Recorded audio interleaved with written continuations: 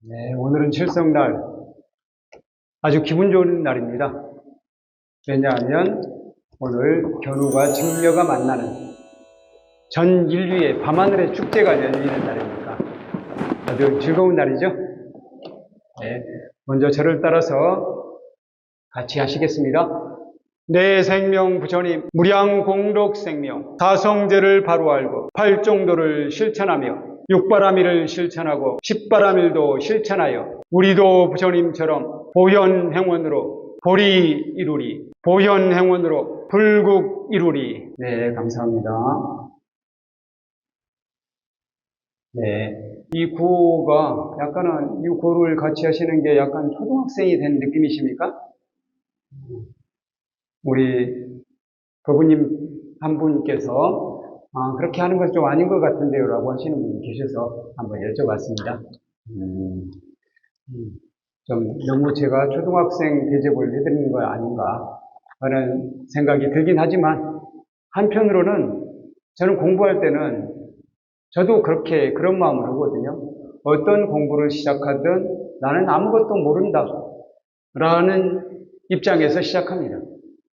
그렇게 하는 이유는 그렇게 백지에서 출발해야 그 백지의 그림을 그릴 수가 있더라고요.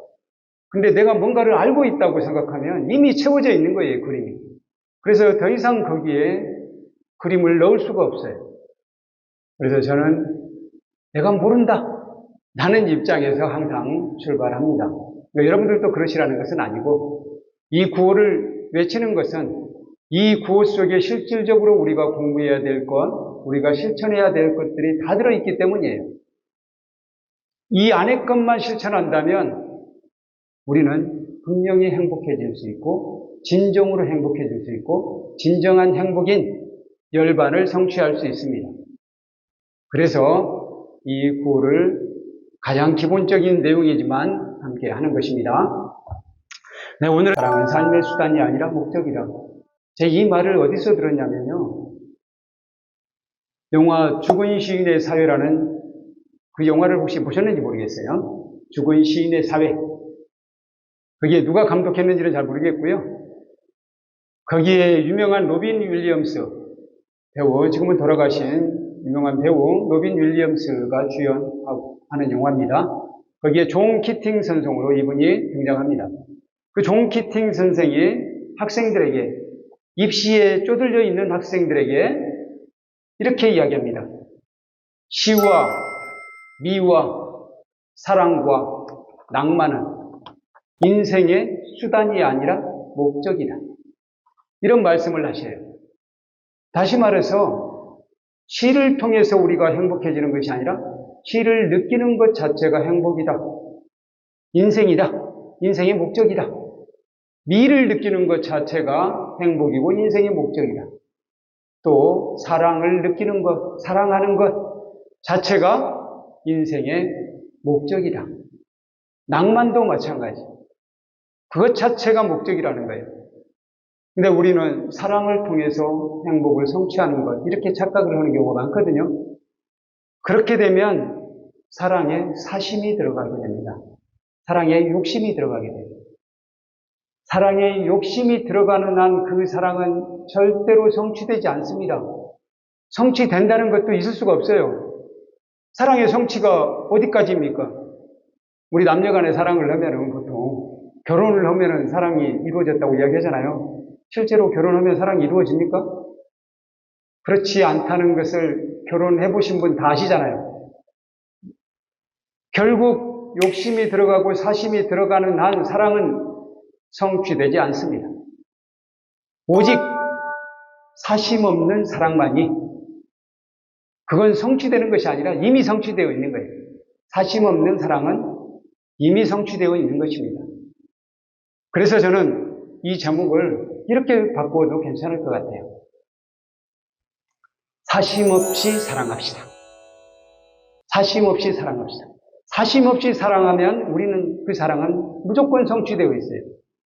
네, 사랑하는 것 자체로 성취되어 있는 것이기 때문에 우리는 사심 없는 사랑이 필요합니다. 근데 오늘은 견우와 직녀가 1년에 한 번 만나는 날이래요. 이 날이 생긴 이유는 밤하늘에 별자리가 있는데요. 밤하늘에도 강이 있대요. 그 강에 혹시 놀러 가보신 적 있으세요? 은하수라는 강이 있대요. 밤하늘에 은하수라는 강이 있는데 그 은하수 근처에 사는 아주 건실한 처녀 총각이 있었어요. 남자는 소를 치는 견우이고 또 여인은 배를 짜는 직녀였어요. 그 처녀 총각이 너무 건실했고 아름다웠기 때문에 옥황상제께서 이 두 사람을 맺어줘야 되겠다고 생각을 합니다. 그래서 옥황상제가 두 사람을 맺어주었어요. 두 사람을 맺어주었더니 이분들이 정말 천생배필인가 보다. 아까 축원문을 읽다 보니까 천년배필 인연을 상봉했으면 좋겠다는 그런 축원이 있더라고요. 천년배필, 정말 꿈이 대단하신 것 같아요. 천년을 계속 사랑하고 싶다. 그러면 이번 생에 죽고 나서도 막 세세생생 두 사람을 계속 만나야 되는 거예요. 네. 어쨌든 천생배필이었는가 봐요. 두 사람이 너무 죽이 잘 맞아가지고 진짜 사랑하는 사람이 됐어요. 그래서 그 사랑 때문에 자기들이 무슨 일을 하고 있는지도 잊어버렸어요. 목동이었어요. 소를 치는 사람이었고 이 사람은 배를 짜는 사람이었는데 둘 다 자기 할 일을 잊어버린 거예요. 할 일을 잊어버리고 오직 사랑을 나누는 데만 집중합니다. 그러니까 옥황상제가 화가 났어요. 안 되겠다. 이 둘을 계속 같이 살게 해서는 소를 칠 수도 없고 배를 짜는데도 상당히 문제가 생기겠구나 라고 생각하고 옥황상제께서 두 사람을 떨어져 살게 합니다. 은하수를 사이에 들고 한 사람은 은하수 왼쪽, 한 사람은 오른쪽에 살게 해요. 그리고는 오직 1년에 한 번만 만나게 합니다. 오직 1년에 한 번. 7월 칠성날을 기해서. 그러니까 밤하늘의 별자리도 7월 칠성 무렵에 만납니다. 양쪽에 있는 별이 만나는 날이 바로 오늘이에요. 그 별자리를 보고 이런 전설이 나왔을 거예요. 7월 칠성날이면 두 사람이 만나야 되는데 두 사람이 가까이 왔어요. 가까이 오니까 앞에 큰 강이 흐르고 있는 거예요. 그래서 생겨난 유행가가 있어요. 당신과 나 사이에 저 강이 없었더라면 그런 노래 아세요? 쓰라린 이별만은 없었을 것을 그런 노래가 있잖아요. 바다가 아니라 강이에요. 강이 딱 가로막고 있는 거예요. 두 사람이 안타까이 눈물만 철철 흘리고 있습니다. 그것을 불쌍하게 본 까마귀와 까치들이 서로 머리와 머리를 맞대서 다리를 놓아줬어요. 뭐 대단하죠? 까마귀와 까치들이 대단합니다. 그래서 까마귀 오자 까치 작자를 써서 오작교가 된 겁니다. 까마귀와 까치가 놓아준 다리를 두 사람이 머리를 밟고 가서 서로 상봉을 하게 되는 거예요. 1년에 한 번 만나는 날이라고 합니다. 지금 비가 오고 있습니까?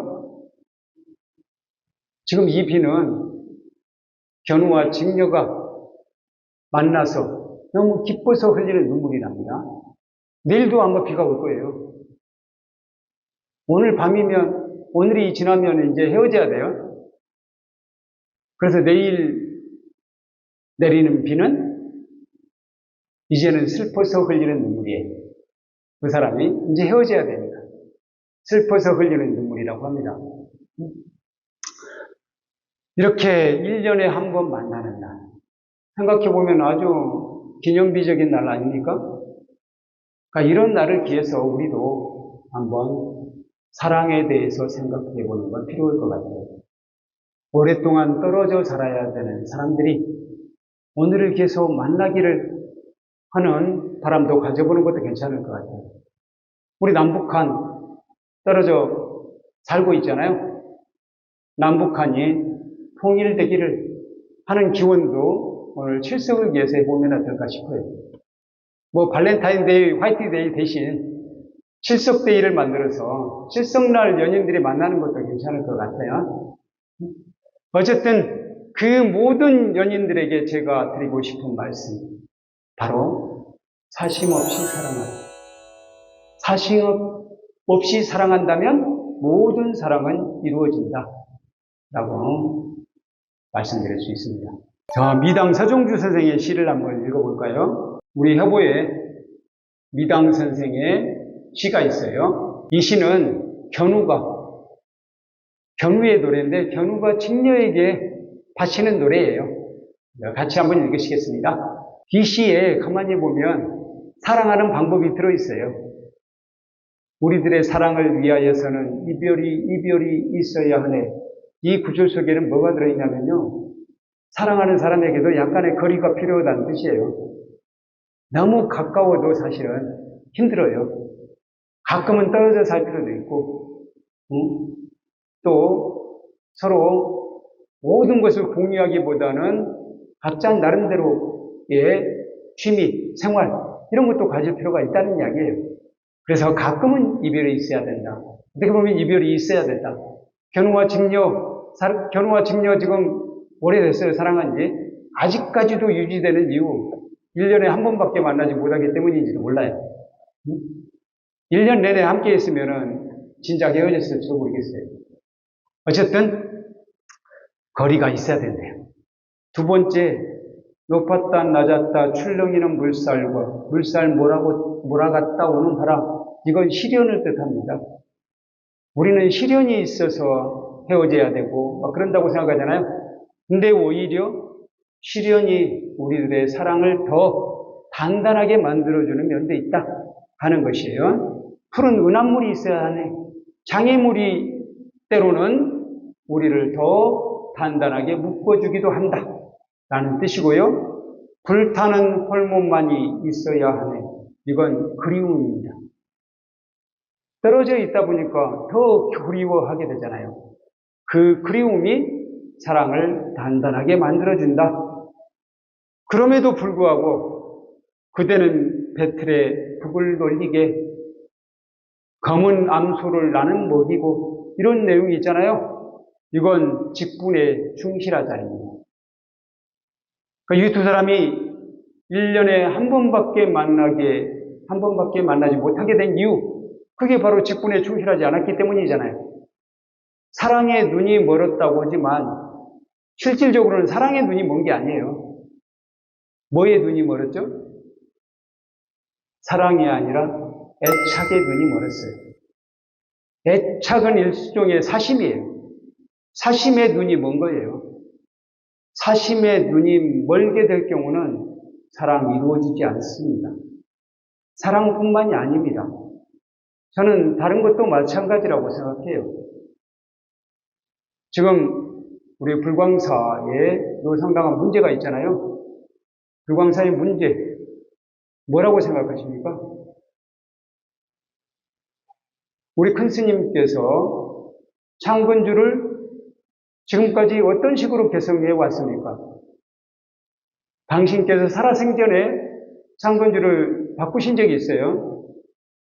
지환 스님께도 넘긴 적이 있고 지황 스님에게도 넘긴 적이 있어요. 그리고 그 이후에 계속해서 우리 문도 스님들께 연결을 해왔습니다. 이건 뭘 뜻하냐 하면은 창건주는 불광의 문도들이 계승해서 계속해서 진행하면서 우리 불광법회를 잘 운영해 나가라는 그런 유지가 들어있는 거예요. 그런데 그 부분을 다른 식으로 해석하게 되면 또는 사심이 들어가서 해석하게 되면 이상한 방향으로 해석할 수가 있어요. 같은 이야기라도 달리 보일 수가 있거든요. 똑같은 내용인데 달리 보일 수도 있는 거예요. 어쨌든 사심이 들어갔을 때는 문제가 생긴다. 그걸 우리는 분명히 알아야 됩니다. 저도 스스로 늘 반성을 해요. 제가 주지 소임을 맡으면서 혹시라도 조금이라도 사심이 들어가지 않을까, 그걸 늘 돌이킵니다. 그래서 제가 지금 기도를 하면서 제 화두는 마하바냐 바람이라고 말씀드렸는데요. 마하바냐 바람이 진정으로 내 본성인가? 진정으로 내 본성이라면 거기에는 사심이 조금도 들어갈 수가 없는 것이잖아요. 그래서 내가 정말 사심 없이 운영할 수 있느냐? 저는 거기에 우리 불광사가 다시 화합하고 다시 바른 길을 갈 수 있느냐, 그렇지 않느냐의 관건이 들어있다고 생각해요. 저뿐만 아니라 저와 함께하는 여러 소임자 스님들, 그리고 봉사해 주시는 분들, 여기 와 계시는 분들 모두 사심 없이 진정으로 불광사가 발전하기를, 바른 길을 가기를 그렇게 바란다면 저는 반드시 해결된다고 생각해요. 저는 거기에 관건이 있다고 생각해요. 사심이 있느냐 없느냐 그거라는 겁니다. 내 사랑도 마찬가지다 하는 것입니다. 그래서 이 시 속에 나온 것을 다시 한번 사랑하는 방법 정리해 보도록 하겠습니다. 첫 번째, 사랑을 위해서는 어느 정도의 거리가 필요합니다. 둘째, 적당한 장애물이 있어야 합니다. 셋째, 자신의 직분에 충실해야 합니다.